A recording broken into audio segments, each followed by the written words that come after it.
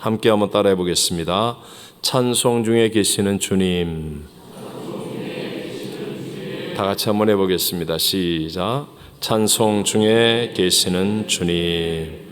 자, 오늘 본문 시편 22편은 다윗이 쓴 시입니다. 누가 썼다고요? 다윗.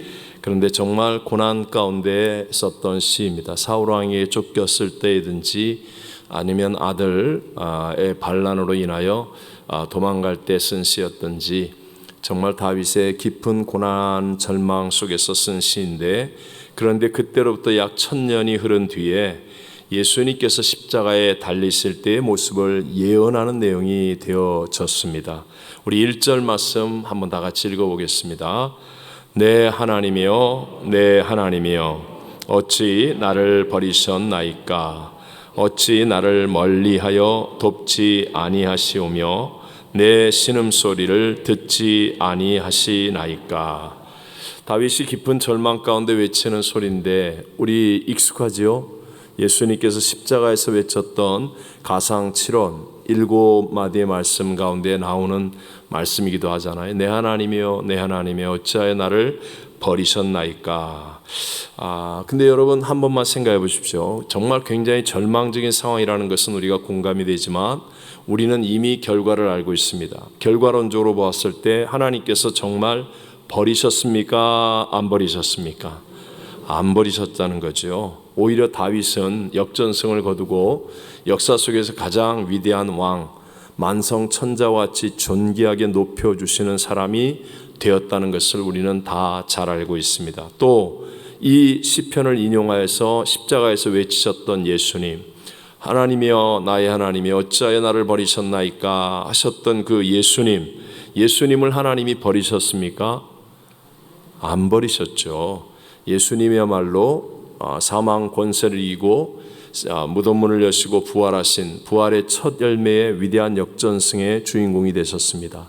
그 예수 그리스도의 승리로 말미암아 하나님께서 함께 하시고 하나님께서 이루어 주신 그 승리로 말미암아 오늘 저와 여러분이 오늘 이 수요 예배를 드릴 때 거룩한 하나님의 임재를 체험할 수 있고 우리 주의 영으로 우리도 승리를 약속받는 하나님을 아빠 아버지라 부르는 복을 누리게 된 줄로 믿습니다.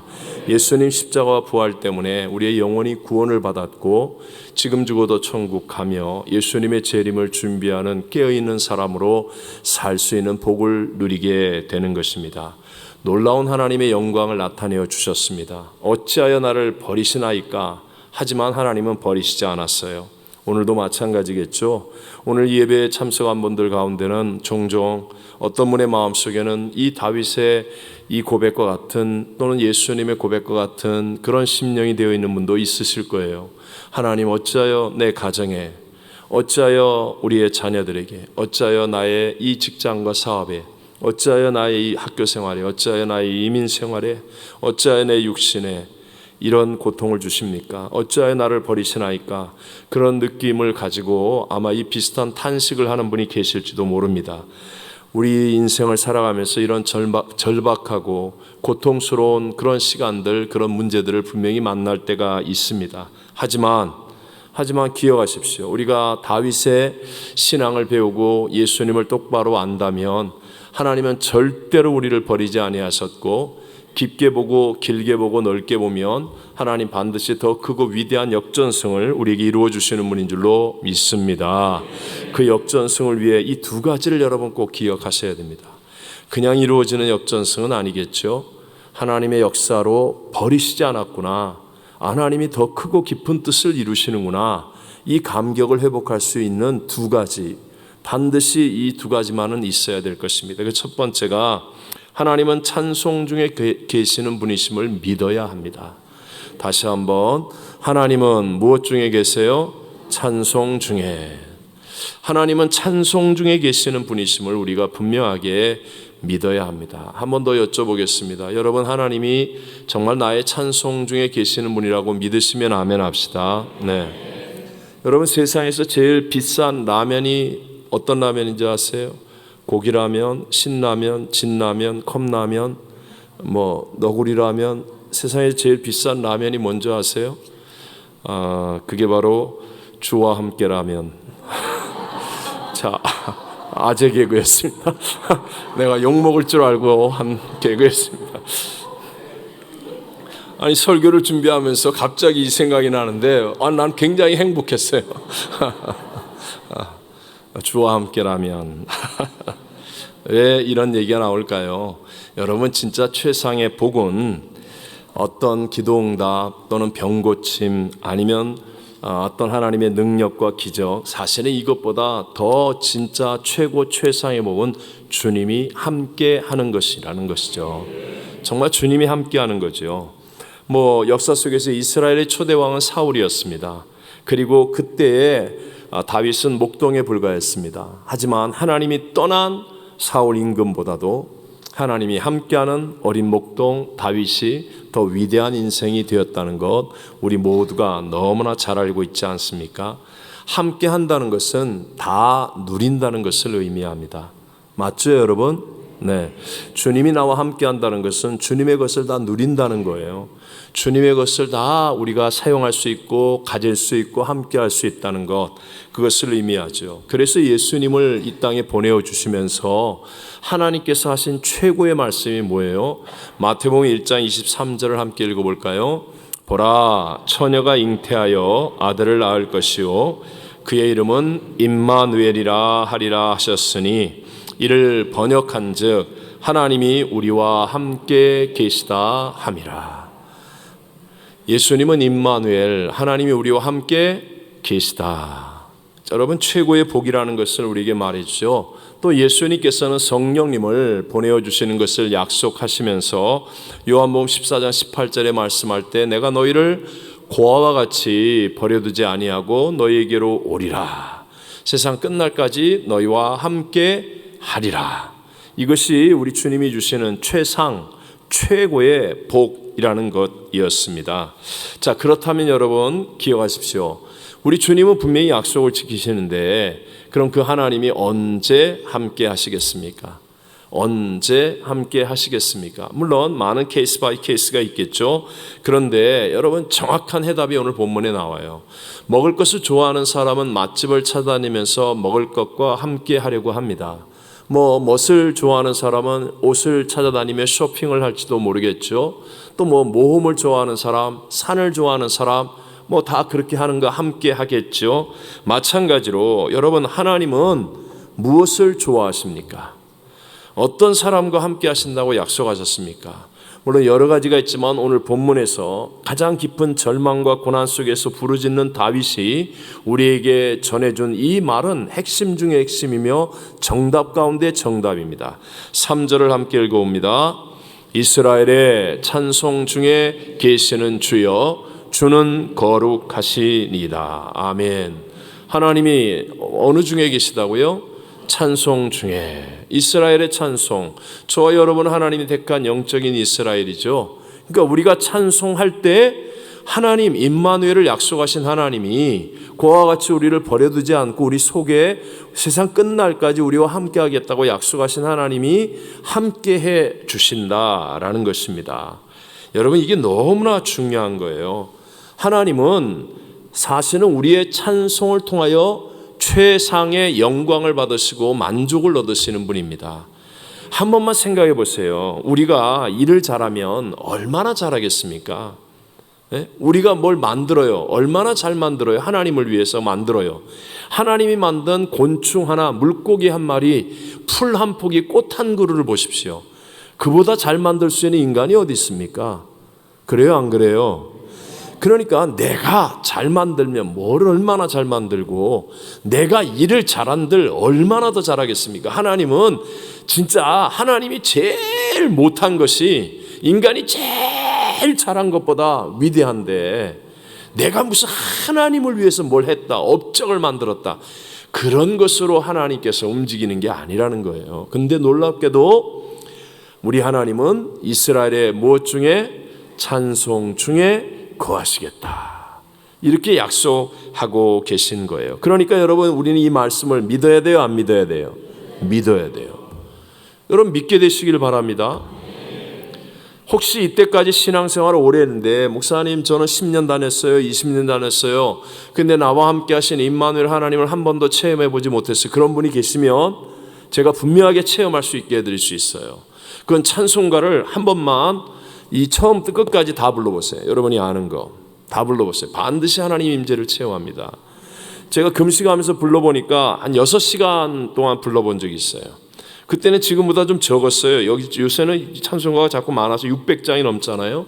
옛날에 500장 조금 넘었습니다. 6시간이니까 제가 아는 찬송을 다 부르더라고요. 그것도 그냥 건성으로 부르는 게 아니라 정말 2번 부를 때도 있고 막 울면서 부를 때도 있고.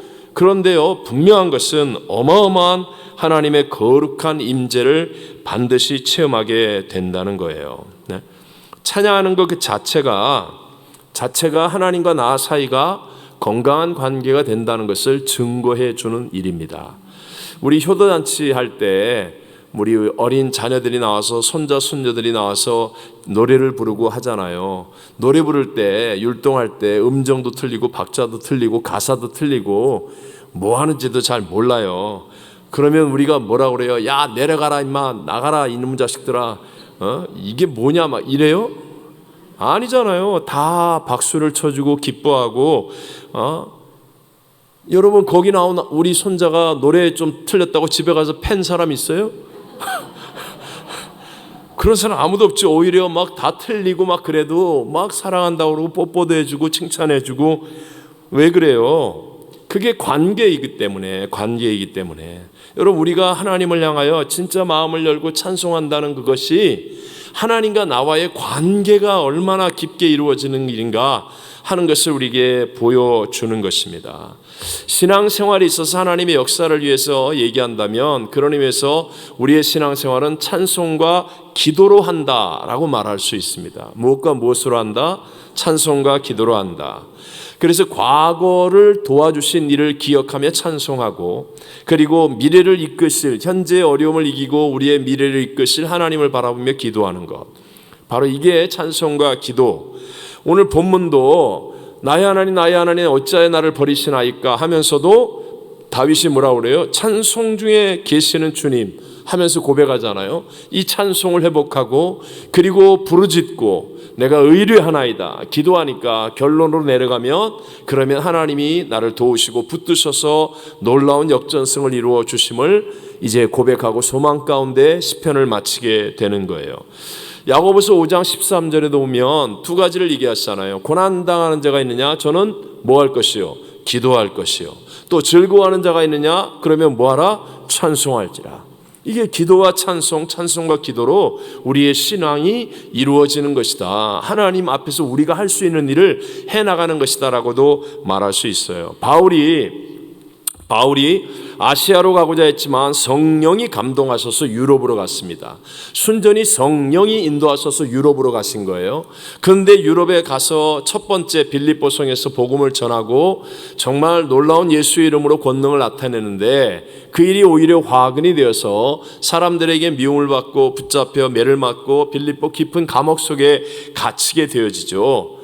정말 억울하고 답답한 일이죠. 하나님 시키는 대로 했는데 누가 와가지고 선물을 주고 상을 주기는커녕 죽도록 매맞고 피투성이 돼서 감옥의 손발에 착고에 채인 채 이 갇혀 있는다는 거 억울한 일이죠. 근데 그때 바울과 실라가 무엇을 했습니까? 함께 우리 성경 사도행전 16장 25절을 한번 읽어볼까요? 한밤중에 바울과 실라가 기도하고 하나님을 찬송하며 죄수들이 듣더라. 자, 보십시오. 분명히 두 가지 했죠. 뭐예요? 기도하고 하나님을 찬송했어요. 그랬더니 그 다음의 사건들 여러분 아시죠? 무엇 중에 거하신 하나님? 찬송 중에 거하신 하나님. 이스라엘의 찬송 중에 거하신 하나님. 바울과 실라가 힘도 없이 백도 없이 매맞고 깊은 감옥 속에 손발이 착고에 매인 채 갇혀 있는데 다른 거 한 게 아니에요. 백 있는 사람에게 전화를 한 것도 아니고 도움을 요청한 것도 아니었어요. 오직 기도하고 하나님을 찬송하였더니 거기에 하나님이 거하셔서 옥토가 흔들리고 감옥문이 열리고 착고가 풀려지고 빌립보 간수장의 가정이 구원을 받고 빌립보 성에 놀라운 복음의 새 역사가 일어나게 된 줄로 믿습니다. 구약에서도 보십시오. 우리 잘 유명한 다니엘과 세 친구들이 10대의 나이에 나라를 잃고 포로로 끌려왔습니다. 포로로. 그리고 그 상황 속에서 느부갓네살 왕의 꿈을 해석해야 되는 절제절명의 위기를 만나게 된 거예요. 문제를 만난 겁니다. 아니 10대의 소년들이 남의 나라에 끌려와 가지고 그 정말 하나님 같은 왕이 꿈을 꿨다는데 내용도 말해주지 않고 그 꿈을 해석한다는 게 이게 사람의 힘과 그들의 지혜로 될 수 있는 일이겠습니까? 다니엘서 2장 9절과 19절과 20절만 같이 한번 읽어봅니다. 이에 이 은밀한 것이 밤의 환상으로 다니엘에게 나타나 보임에 다니엘이 하늘에 계신 하나님을 찬송하니라. 다니엘이 말하여 이르되 영원부터 영원까지 하나님의 이름을 찬송할 것은 지혜와 능력이 그에게 있음이로다. 아멘. 다니엘은 모든 지혜와 능력이 누구에게 있다는 것을 믿었어요? 하나님. 그러니까 뭐 해야 된다? 찬송해야 된다. 그래서 다니엘이 찬송하는 겁니다. 다니엘이 찬송하고 기도하는 거예요. 그랬더니 아니 10대의 그 지혜가 포로로 끌려온 유대 어린 아이들이, 학생들이, 청년들이 어찌 그 일을 행할 수 있습니까? 그런데 하나님이 함께 하셔서 꿈을 해석해 하고 또 느부갓네살 왕이 하나님께 무릎을 꿇고 영광을 돌리는 놀라운 역사가 일어나게 된 줄로 믿습니다.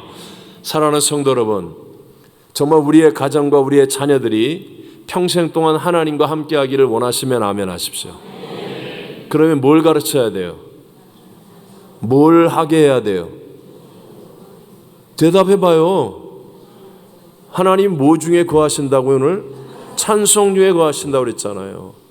여러분 자녀들하고 찬송 불러본 적이 언제예요? 네? 쓸데없이 오징어 게임이나 같이 보지 말고 진짜로 여러분 생각 좀 해보세요. 우리 자녀들하고 찬송 불러본 게 언제냐고요. 네?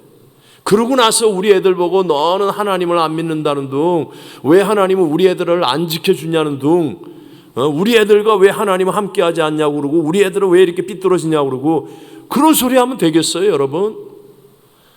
하나님은 이스라엘의 무엇 중에 거하신다? 찬송 중에 거하시는 분이시다. 그러니까 우리 자녀들과 함께 우리의 가정에서 여러분 꼭 찬송 부를 수 있게 되시기를 바랍니다. 정말 우리의 인생이 아름다운 마무리를 얻으려면 제가 그랬죠. 우리의 인생에서 최고의 순간은 어떤 순간이다? 죽음의 순간이에요. 내 인생에서 최대의 사건은 죽는 거예요. 그 순간이 부활의 예수님을 만나는 순간이고 영생이 열려지고 천국의 삶이 내 인생의 목적이 이루어지는 거예요. 내게 가장 중요하고 가장 가치 있고 가장 최대의 사건은 죽음이에요. 죽음. 근데 그 죽음의 순간이 아름답게 이루어지려면 어떻게 해야 될 것 같아요? 여러분 찬송 중에 찬송하며 죽음을 맞이할 수 있게 되시기를 바랍니다. 그런데 지금도 한 곡도 못 부르면서 지금도 한 곡도 못 부르면서 유행가는 막 100곡을 부르고 막 200곡을 부르는데 노래방 스위치만 누르면 그냥 노래가 막 잘잘잘잘 나오는데 찬송가는 정말 한 곡도 못 부르면서 그러면서 무슨 마지막에 눈도 안 보이고 힘도 빠지고 아무것도 없는데 찬송을 부른다는 거예요. 네? 정말로 여러분 깊이 생각해야 돼요. 본헤퍼는 독일뿐만 아니라 유럽과 전 세계에 정말 위대한 신앙의 빛을 비춘 사람입니다. 이분이 미국에서 있었는데도 불구하고 나치의 정권이 악을 행하는 것을 그냥 볼 수 없다고 해서 독일로 돌아가죠. 돌아가서 잘못을 지적하고 교회를 깨우고 국민들을 깨우는 일을 하다가 잡혀갑니다. 그래서 사형 선고를 받죠. 사형으로 죽습니다. 순교합니다. 저 훌륭한 분이. 그런데 그 사형당하는 날 이제 의사가 보통 입회하잖아요. 다 죽었나 안 죽었나 이렇게 확인하는 그런 의사가 있잖아요. 그 의사가 증언한 내용이에요. 사형을 받기 전에 독방에 있는 이 본헤퍼가 이제 나와야 되는데 문이 이렇게 열렸는데 그 문틈으로 보니까 이 본헤퍼 목사님께서 정말 엄중하고 경건하게 하나님을 찬송하며 기도하는 거예요. 찬송이 막 그 방에서 나오고요. 기도하는 거예요. 그리고 교수대에 끌려가서 교수형으로 거룩한 순교의 길을 갔어요. 영광스러운 죽음이 되었습니다. 그리고 3주 후에 히틀러가 죽었습니다. 비참한 권총 자살로 죽었습니다. 권총 자살로. 사실 그 권총 자살도 뭐 제대로 본 사람이 없으니까 잘 모르겠습니다만은 어쨌든 비참한 죽음이었어요. 한 사람은 정말로 영광스러운 순교자의 죽음이요, 다른 한 사람은 가장 비참하고 저주스러운 죽음의 끝을 보았습니다. 여러분, 오늘도 우리 찬송 가볍게 생각하지 마십시오. 예수를 믿는 내가 찬송 한 곡 못 부르고, 찬송 부르라고 그러면 업어버리고, 맨날 뭐 화면이 안 떠서 못 부른다 그러고, 반주가 없어서 못 부른다 그러고, 제발 그런 부끄러운 신앙 되지 마시고, 여러분 찬송 중에 거한다고 약속하신 하나님의 임재를 믿는다면, 아니 꼭 믿으셔서, 성경 말씀을 믿으셔서 이 찬송을 통하여 우리의 가정을 살리고 자녀를 살리고 우리의 마지막에 이 인생의 길을 정말 영광스럽고 아름답게 만드는 복 있는 성도가 되시기를 주의 이름으로 축원합니다. 두 번째로 하나님을 찬송하면 내 삶이 바르고 잘 된다는 것. 다시 한번, 하나님을 찬송하면 내 삶이 어떻게 돼요? 바르고 잘 된다. 여러분 이걸 믿으셔야 돼요. 하나님을 찬송하면 내 삶이 바르고 잘 된다. 자, 여러분 우리 상식적인 이야기로 모든 물건에는 목적이 있습니다. 목적. 이 쓰임의 목적으로 목적대로 쓰여질 때 귀하게 여김을 받는 것이죠. 예를 들어 뭐 좀 너무 심각한 얘기인가? 부엌칼은 요리를 하라고 있는 목적이잖아요. 근데 그 칼을 가지고 흉기로 사용한다면 그 정말 있을 수 없는 일이죠. 종은 울려서 소리가 나야 되는데 종에다가 물 받아 먹겠다고 그러면 그럼 이거 되겠습니까? 그러면 이거 뭐 제대로 쓰는 거 아니라고 말할 수 있죠. 예배당은 예배하러 오는 곳인데 여기서 장사한다면 우리 주님께서 진노할 수밖에 없게 되는 거죠. 그렇다면 우리의 인생의 목적을 무엇이라고 말합니까? 성경은 분명한 목적 한 가지를 우리에게 말씀하고 있어요. 각자의 사명을 따라 다르겠지만 모두가 공통적으로 갖고 있는 목적 한 가지. 다 같이 이사야 43장 21절 외우기도 참 좋죠. 끝에서도 4, 3, 2, 1.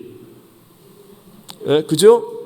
이사야 43장 21절 4, 3, 2, 1. 그러니까 이제 잊어버리지 말고 꼭 이사야 몇 장? 4, 3, 2, 1. 4, 3, 2, 1. 43장 21절 다 같이 시작. 이 백성은 내가 나를 위하여 지었나니 나를 찬송하게 하려 함이니라. 자, 누가 지었어요? 하나님. 믿으세요? 저와 여러분을 누가 지었다고요? 하나님. 근데 무엇을 목적으로? 하나님을 찬송하려고, 하나님을 찬송하게 하려고. 여러분, 하나님은 시작부터 끝까지 창조주 하나님이에요. 네? 우리가 없어도 있는 분이에요. 근데 피조물이 있어야 창조주가 드러나는 것이죠. 우리가 존재하기 때문에 하나님이 드러나시는 거예요. 뭔 말인지 이해하십니까? 우리가 기도하기 때문에 응답하시는 분으로 나타나실 수가 있는 거예요. 기도 안 하는 사람은요, 하나님의 임재를 절대로 체험 못합니다. 우리가 예배하고 찬송하기 때문에 하나님의 영광이 나타나고 하나님이 영광을 받으시고, 그래서 우리의 삶 속에 하나님의 것들이 흘러 넘쳐나게 되는 거예요. 똑같이 하나님 만물을 다스리지만 예배 안 하는 사람은요, 하나님 모릅니다. 하나님 우리가 예배할 때 영광을 나타내시는 거예요. 그렇기에 찬양은 인간의 존재 이유와 목적과 같다는 거예요. 그래서 우리가 찬양을 열심히 하면, 그러면 놀라운 하나님의 임재를 체험할 수밖에 없고, 그렇게 되면 목적대로 내가 쓰임 받으니까 희한하게도 내 삶에 평안이 있고요, 내 삶의 모든 만사가 이렇게 잘 되어지는 일이 생기고요, 내 삶이 가정, 사업, 모든 인생의 길에 걸음에서 바르게 되어진 하나님의 역사를 경험하게 될 줄로 믿습니다. 사실은 우리 인간만이 찬양하는 건 아니죠. 지음을 받은 만물이, 꽃들도 구름도 바람도 다 찬양하는 거 아니에요?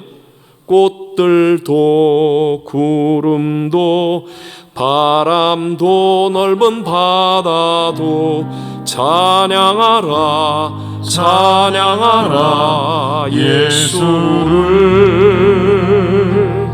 하늘을 울리며 노래해 나의 영혼아, 은혜의 주 은혜의 주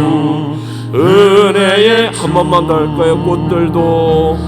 꽃들도 구름도 바람도 넓은 바다도 찬양하라 찬양하라 예수를 하늘을 울리며 노래해 나의 영혼아 은혜의 주 은혜의 주 은혜의 주. 인생은 열심보다도 방향이 더 중요한 것이라는 말씀을 자주 드렸죠. 방향입니다. 우리의 인간의 본분이 하나님을 찬송하는 데 있습니다. 그래서 찬송을 받으시는 하나님께 방향이 맞춰지게 되면 그러면 내 인생이 언제나 바르게 되어지고 잘 되어지는 것을 경험합니다. 목적대로 살지 않으면 처음에는 잘 되는 것 같지만 자꾸 얽힙니다. 자꾸 문제가 생깁니다. 일이 틀어집니다. 돌파구가 안 만들어집니다. 복이 먼저가 아니라 잘 사는 것이 먼저가 아니라 일을 하는 것이 먼저가 아니라 찬송으로 하나님의 영광을 드러내는 것이 먼저인 것이 믿어지게 되시기를 바랍니다. 저도요 처음에는 얼마나 연약하고 초라했겠습니까? 제가 처음 교회 개척하고 했을 때 제 별명 중에 하나가 금식대장이었어요. 금식대장. 저 정말 금식 많이 했어요. 그 금식하면서 왜 다른 방법이 없으니까 참 금식하면서 힘들죠. 많이 힘듭니다. 근데 이겨낼 때를 보면 언제나 이게 찬양이 저에게 큰 힘이 되었어요. 찬양을 부르고 나면 뭐 금식할 땐 진짜 이것도 귀찮고 저것도 생각 안 나고 기도도 안 되고 그냥 쭉 그러고 앉아가지고 뭐 이렇게 하고 있을 때 그때 찬양을 부르면 그러면 막 찬송을 어떤 때는 10번 20번 그때 다 외운 찬양이에요. 사실은 그때 찬양을 다 외우게 된 거예요. 근데 어떤 사람들이 그 찬송가를 바꿔가지고 말이지 또 어쨌든 그 찬양을 부르는 동안에 반드시입니다. 반드시 하나님의 임재하심 성령님이 내 안에 계심이 이게 누려지는 거예요. 누려지는 거예요. 저도 처음 사역 시작할 때 예배 찬송 인도했잖아요. 개척하고가 아니라 처음에 제가 이제 신학생이고 할 때 찬송 인도하잖아요. 그때는 찬송 인도가 이렇게 여러 명이 하지 않았어요. 35년, 40년 전에는 여러분 교회 다닐 때 생각해보세요. 찬송 인도 혼자 했어요. 혼자서 다 했어요. 수요, 금요, 주일 예배 혼자 다 했어요. 혼자 찬송 인도. 주라고 막 열심히 그냥 뭐 제가 노래 지금이야 조금 세련되어서 이렇게 가리고 뭐 숨기고 이렇게 포장하고 이렇게 하지만 그때는요 가리고 숨기고 포장할 게 없었어요. 맨날 틀리고 그런데도 은혜가 되는 건 열심히 했어요. 열심히. 제가 뭘 얘기하려고 그러냐면요 그때 그렇게 찬양하고 시작한 그것이 내 인생을 바르게 만들어준 거예요. 여러분 지금 인생이 안 풀리세요? 내가 바른 길을 가고 있는지 잘 모르세요? 찬양을 하세요. 아니면 찬양팀을 하든지 성가대를 하든지 찬양을 많이 부르세요. 찬양을 하십시오. 하나님을 찬양하십시오. 근데 이게 예를 들어서 이게 하나님을 찬양하는 게 아니라 노래를 부르면 안 됩니다. 노래를. 제가 여러분에게도 간증 몇 번 했지만 제가 이태리 부흥회를 했을 때 밀라노 그 교회는 제가 이 세상에서 가본 교회 중에 성가대가 가장 잘하는 교회였어요. 근데 성가대가 제일 싸움을 많이 하더라고요. 뭐 때문에 싸우냐? 다 인류 성악가 출신들이에요. 교인이 100명인데 그 교회는 주로 서울대 음대 출신들이 제일 많았어요. 그래갖고 거의 다 그런데 헌금송 서로 하겠다고 싸우고 성가대 특송을 했는데 누가 뭐 박자가 틀렸다는 둥 음정이 뭐 반음 틀렸다는 둥 뭐가 어쨌다는 둥 뭐 이러면서 옛날에는 잘했는데 요새 목소리가 같다는 둥 이래가면서 싸우고 이게 무슨 뜻이냐면요 이거는 하나님을 찬양하는 게 아니라 노래를 부르고 있는 거예요. 노래를 부르고 노래는 진짜 잘하는데 하나님의 영광과 감동이 없는 이런 찬양을 얘기하는 게 아니에요. 여러분 보세요. 우리의 인생을 살아갈 때 저와 여러분 완전합니까? 완전하지 못합니까? 네. 부부 사이가 완전합니까? 완전하지 못합니까? 부모 자식 완전합니까? 완전하지 못합니까? 다 인정하시죠? 직장에도 완전한 사람은 없습니다. 교회도 마찬가지죠. 그러니까 사람이 모이면, 사람이 만나면 반드시 상처를 주고받게 되어 있어요. 인정하시죠? 구역이 모이면 상처가 생기게 돼 있어요. 뭐 교회가 모이면 상처가 생기게 돼 있어요. 직장에 들어가면 상처가 생기게 돼 있어요. 친구를 사귀면, 결혼을 하면 뭘 해든지 간에 이 문제가 생기고 상처가 생기게 돼 있어요. 근데 중요한 건 상처를 주지 않는 것도 중요하지만 더 중요한 게 뭔지 아세요? 상처를 받지 않아야 돼요. 상처를 주는 일은 나중에 깨닫고 회개가 되는데, 상처를 받는 일은 모든 것을 잃어버려요. 모든 것이 무너져요. 상처를 받지 않아야 돼요. 상처를 받지 않은 건 피하는 게 아니에요. 숨는 게 아닙니다. 외면하는 게 아니에요. 상처를 받지 않는 믿음이 돼야 되는 거예요. 예를 들어 보겠어요. 여러분, 마가복음 7장에 나오는 수로보니게 여인 있잖아요. 예수님께서 두로 지방을 가셨을 때 수로보니게 여인 헬라 여인입니다. 지식도 있고 상당한 교양이나 또는 뭔가가 있었을 거예요. 그래서 예수님에 대한 소문도 듣고 예수님 앞에 귀신 들린 딸을 치료받기 위해서 나왔는데 예수님 뭐라고 그럽니까? 나는 이방인을 위해 오지 않았어. 귀찮게 하지 마. 그런데도 끝까지 매달려요. 그러니까 야, 주인에게 줄 떡을, 자녀에게 줄 떡을 개한테 주냐? 이게 뭐예요? 넌 뭐다? 개다. 너 개 같은 여자야. 그랬을 때 상처를 받았어요. 그래서 아니, 내가 듣기에 당신 괜찮은 선생님인 줄 알았는데 이게 뭐 형편없는 사람이네. 그러면서 그러고 가슴에 끝이에요. 근데 이 여인의 승리의 비결이 뭐예요? 상처를 받지 않았어요. 상처를 받지 않고 올소이다마는 개들도 주인의 상에서 떨어지는 부스러기라도 먹지 않나이까. 그러니까 예수님이 그냥 감동, 감탄, 칭찬하시면서 내가 이만한 믿음을 본 적이 없다. 즉시로 자신의 딸이 귀신에서 낫고 병이 낫는 기적이 일어난 줄로 믿습니다. 요한복음 4장에 나오는 우리 잘 아는 수가성 우물가의 여인도 마찬가지 아닙니까? 이 여인이 사람을 피해서 대낮에 뜨거운 태양빛이 내리칠 때 아무도 물길로 오지 않은 그 시간에 갔는데 웬 유대인 남자가 앉아있는 거예요. 그래서 피하고 싶은데 또 이 남자가 말을 거네. 물 좀 달라고. 그래서 빨리 어떻게 귀찮게 정리하려고 그랬더니 이 남자가 가서 남편을 데려오라는 거예요. 그러니까 안 그래도 그 문제가 이 수가성 우물가 여인에게는 정말 아킬레스건 같은데 상처를 건드리는 것 같잖아요.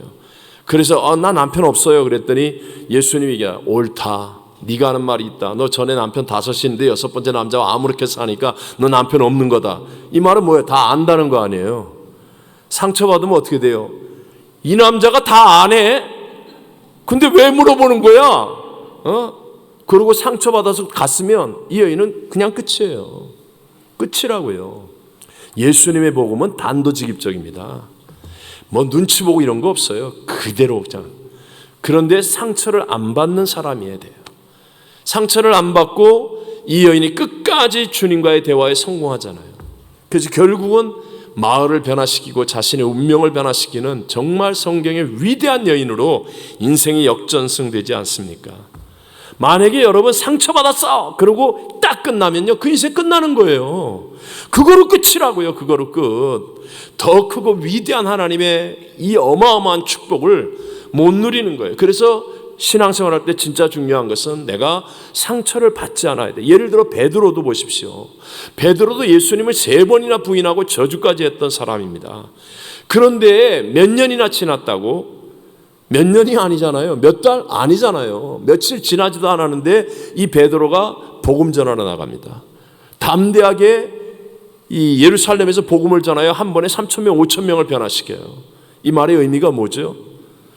상처를 극복했다는 거 아닙니까? 자기가 상처 속에 나는 예수님을 부인했어. 나는 예수님을 저주까지 한 사람이야. 난 아무것도 못해. 난 안 돼. 그랬으면 베드로는 끝나는 거예요. 근데 상처를 극복했다는 거 아닙니까? 바울은 안 그래요? 바울은 교회를 향하여 회방자요 포행자요 핍박자였습니다. 스데반 집사가 죽을 때 그 자리에 증인이 되었던 사람이에요. 얼마나 많은 그리스도인들을 옥에 가두고 교회를 회방했습니까? 만약에 그 상처 속에서 나는 죄인이야, 나는 상처야, 나는 아무것도 못해 이러고 있었으면 그럼 그 인생 아무것도 아니에요. 하지만 상처를 극복하는 거예요. 상처를 극복하는 거예요. 상처를 극복하는 하나님의 방법이 뭐예요? 그게 찬송이라고요. 그게 찬송이라고요. 아멘이십니까? 찬송을 해본 사람은 압니다. 이 찬송을 해본 사람은 알아요. 진짜 하나님을 향하여 내 영혼 속에서 나오는 찬양. 세상도 노래가 상처를 치유하고 받지 않게 해준다는 걸 알아요. 그래서 세상 노래가 맨날 사랑 타령하고 이별 타령하고 막 그러면서, 근데 그거는 회복시킬 능력이 없죠. 그러나 노래의 힘을 안다는 거예요. 농부가 단순하고 고된 작업을 하거나 힘든 일을 할 때 노래 부릅니다. 노래 불러요. 어부가 파도와 싸우고 고된 노동을 할 때 이기기 위해서 노래 부릅니다. 어기영차 이렇게 하여튼 그 노래 부르면서 하는 거예요. 노래 부르면서. 하다못해 군인도 여러분 흩어진 마음과 정신을 모으기 위해서 또는 고된 훈련을 극복하기 위해서 노래 부릅니다. 군가들 불러요. 그거 바보라서 그런 거 노래 부르게 해요? 아니라는 거예요. 노래는 회복의 능력이 있어요. 다윗이 왜 위대한 사람입니까? 얼마나 많은 상처를 받았습니까? 다윗이 고백할 때 내 부모는 나를 버린다 할지라도, 이 말은 뭐예요? 자기 부모로부터 버림받았다는 거예요. 그러니까 아버지가 아들 7명은 사무엘 선지자에게 보여줘도 8번째 다윗은 부르지도 않았잖아요. 부르지도 않았어요. 다윗의 이야기에 어머니 이야기 단 한 번도 안 나와요. 단 한 번도 안 나와요. 버림받았다는 거예요. 쉽게 말하면, 그래서 내 부모는 나를 버린다 할지라도 하나님은 여호와는 나를 버리지 않는다. 이게 다윗의 고백이거든요. 이 말은 가정에서 엄청나게 상처받았다는 거예요. 상처 많은 사람이에요. 자기 장인인 사울이 2번씩이나 죽이려고 창을 던지고, 여러분 무슨 영화에 나오는 이야기니까 그렇죠. 여러분도 권총 들고 와서 누가 죽이겠다고 한번 해보세요. 저한테는 딱 3번 그런 사건이 있었거든요. 첫 번째는 진짜 오줌 지릴 뻔했어요.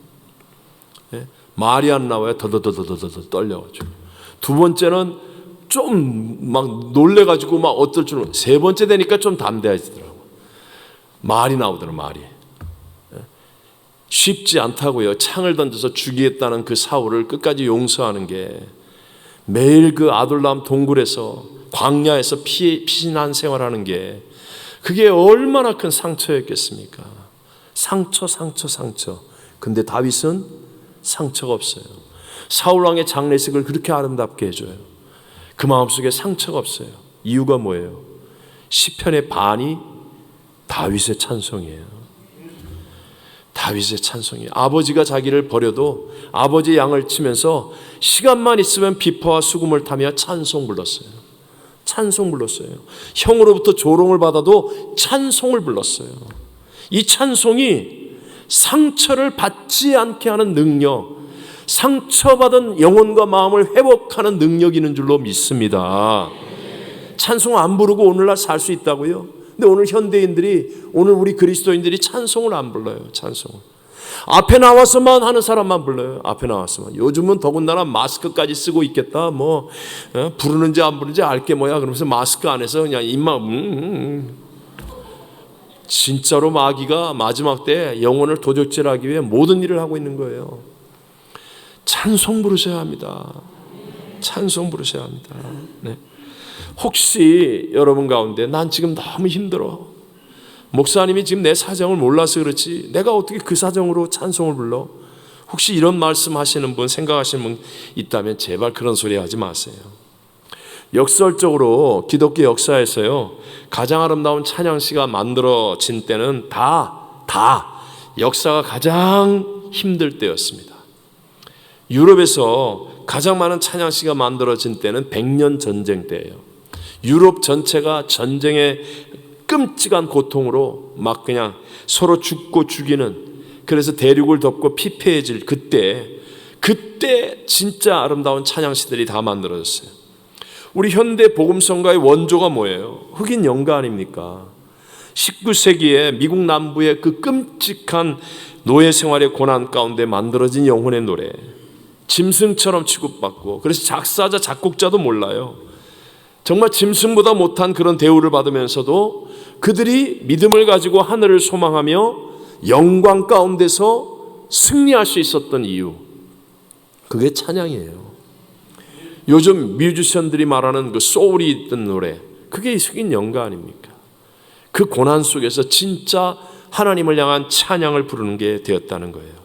오늘 우리들이 진짜 진정으로 팬데믹을 이기고 회복하기를 원한다면, 정말 우리들이 우리 가정에 생길 수밖에 없는 수많은 상처를 회복하고, 부부 사이에, 부모 자식 사이에, 이웃 사이에, 구역 안에서, 교회 만남 속에서 하나님이 우리를 훈련시키기 위해서 어쩔 수 없이 생겨나는 수없이 많은 갈등, 문제, 상처들을 우리가 극복하려면 우리 교회 안에 찬송이 뜨거워지고 많아져야 될 줄로 믿습니다. 네. 정말 우리의 직장과 사업과 우리의 가정이 건강해지기를 원한다면 찬송의 열정을 회복하게 되시기를 바랍니다. 물론 팬데믹이 오랜 기간 동안 있었지만 어때요? 찬양 경연대회 한다는데 여러분의 감동은 어때요? 아무 생각 없으면 회개할지어다. 정말이에요.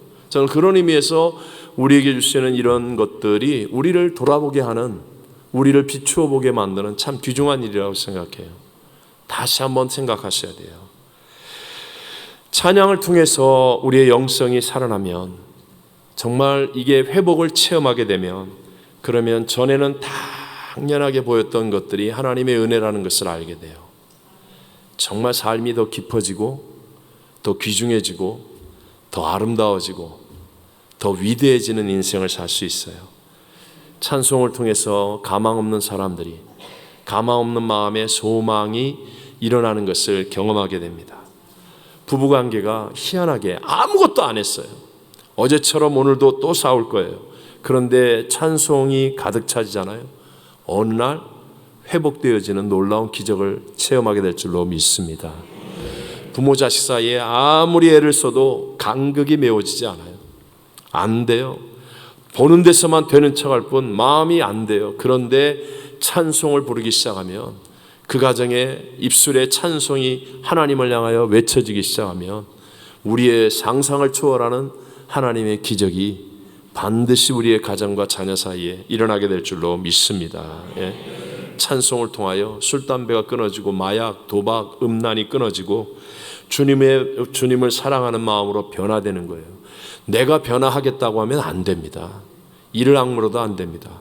근데 찬송이 가득 차잖아요. 그러면 진짜 되는 걸 어떻게 해요? 된다니까요. 이 찬송이 제발 여러분으로부터 회복되어지기를 바랍니다. 여쭤보겠습니다. 여러분, 찬송 혼자 있을 때 불러봤던 적이 언제입니까? 혹시 지금 차 안에 딱 시동을 걸고 음악이 나오면 트로트가 나옵니까?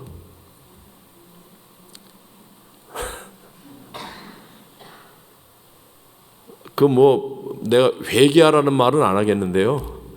근데 한번 자신을 내가 정말 찬송 불러본 게, 나 혼자 있을 때 내가 찬송을 불러본 게 언제냐? 언제인가? 이게 되어지지 않는 것은 내게 문제가 있다는 신호예요. 되어져야 돼요. 트로트가 나오면 이게 뭔가 이렇게 이게 아닌데, 이런 게 아닌데, 그러면서 이게 찬송가로 바뀌어져야 되고, 혼자 있을 때 여기서부터 이렇게 찬송가가 나와져야 돼요. 나와져야 돼요. 그 자꾸 이상한 방송을 보고 싶고, 자꾸 내 마음이 막 이렇게 실망, 좌절, 낙심, 우울, 그럴 때 내게서부터 찬송을 불러야 되겠다는 의지와 노력으로 찬송이 나와져야 돼요. 근데 찬송을 부르려고 했는데 한 소절도 생각이 안 나.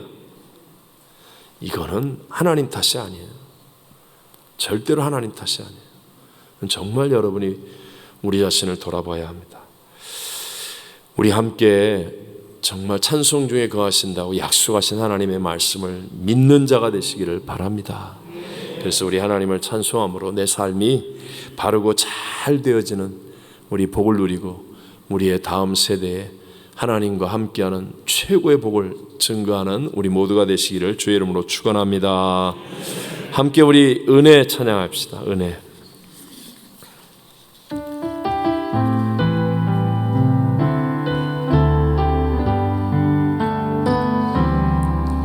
내가 누려왔던 모든 것들이 내가 지나왔던 모든 시간이 내가 걸어왔던 모든 순간이 당연한 것 아니라 은혜였소. 아침 해가 뜨고 저녁에 노을 봄의 꽃향기와 가을의 열매 변하는 계절의 모든 순간이 당연한 것 아니라 은혜였소. 모든 것이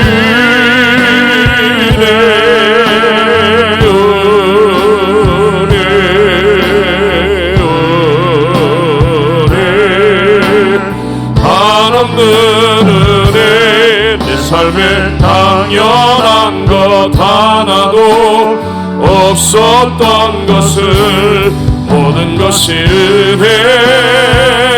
은혜여 모든 것이 은혜 모든 것이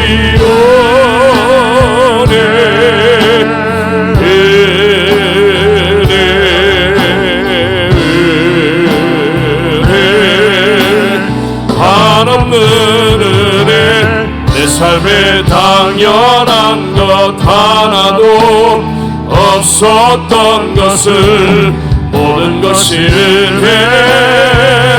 은혜였소. 내가 이 땅에 태어나 사는 것 어린아이 시절과 지금까지 숨을 쉬며 살며 꿈을 꾸는 삶 당연한 것 아니라 은혜였소. 내가 하나님의 자녀로 살며 오늘 찬양하고 예배하는 삶 복음을 전할 수 있는 축복이 당연한 것 아니라 은혜였소. 모든 것이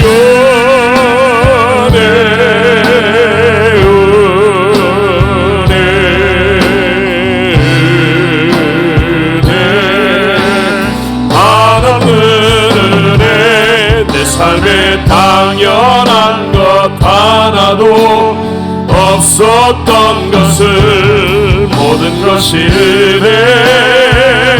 은혜였소. 모든 것이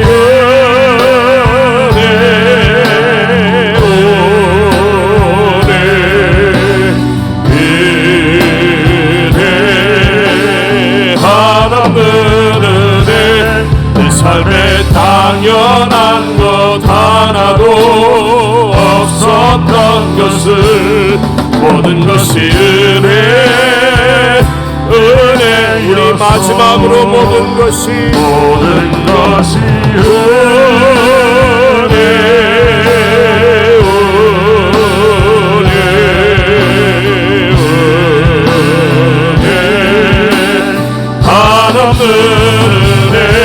내 삶에 당연한 것 하나도 없었던 것을 모든 것이 은혜